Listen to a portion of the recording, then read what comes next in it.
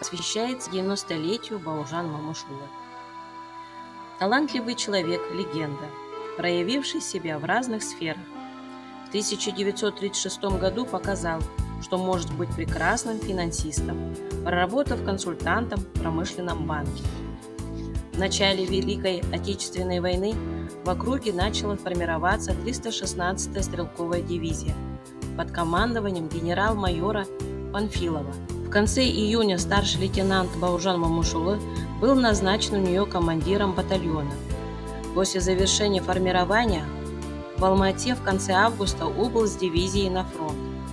В связи с катастрофическим началом битвы за Москву 5 октября 316-я стрелковая дивизия была поднята по тревоге и срочно переброшена на Волоколамское направление, куда ее первые эшелоны стали прибывать 10 октября. В составе 16-й армии Западного фронта 316-я стрелковая дивизия стойко держала оборону, войдя в историю под именем панфиловцев.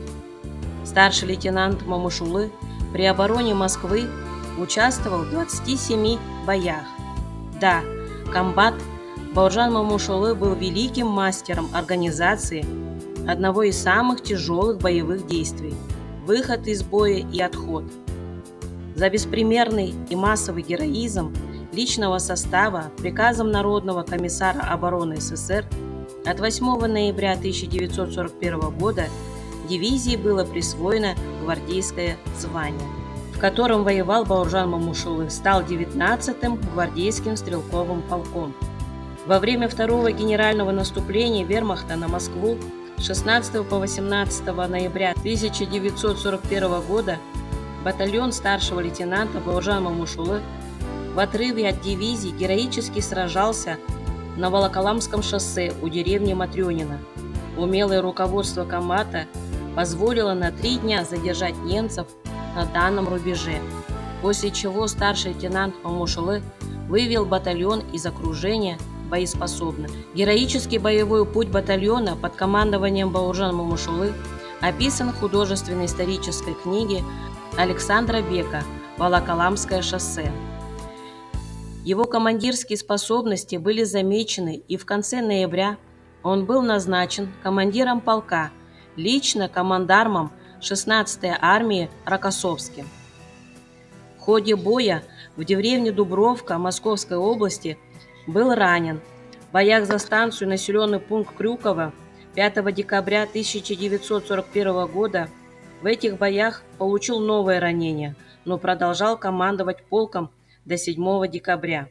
За проявленное мужество и героизм в битве под Москвой капитан Бауржан Момышулы в 1942 году был представлен к званию Героя Советского Союза, однако присвоено ему не было. Звание Героя было присвоено ему лишь посмертно 11 декабря 1990 года. В 1943 году присвоено воинское звание гвардии полковник.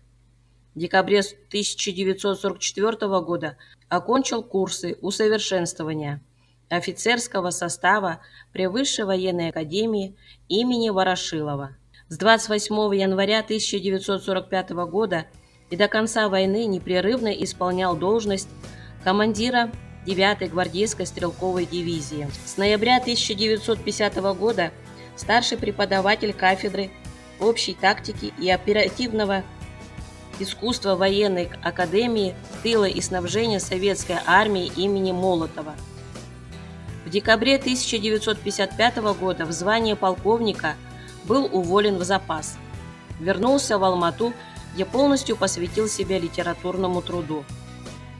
Печататься стал еще на военной службе, и его первые повести о Великой Отечественной войне тогда были хорошо встречены. В 1963 году было опубликовано интервью с Фиделем Кастро. На вопрос, кого вы бы могли назвать героем Второй мировой войны, Кастро ответил: героя книги Александра Бека «Волоколамское шоссе», казаха Момышулы.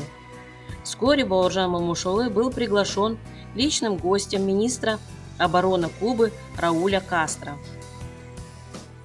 Генерал-полковник Чистяков в своей книге «Служим отчизне» писал Бауржан Мамушылы. Командира 1073-го стрелкового полка майора Бауржан Мамушылы я знал еще до войны по совместной службе на Дальнем Востоке.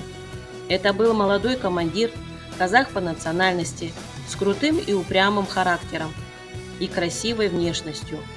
Я знал, что его очень ценил Панфилов за особую отвагу и смекалку. «Психология войны» – это сборник речей и выступлений Бауржана Мамушылы. Позволяет понять психологию мышления великого человека. На страницах книги хорошо раскрыты взгляды писателя на войну и обстановку в стране. Вот что писал полководец.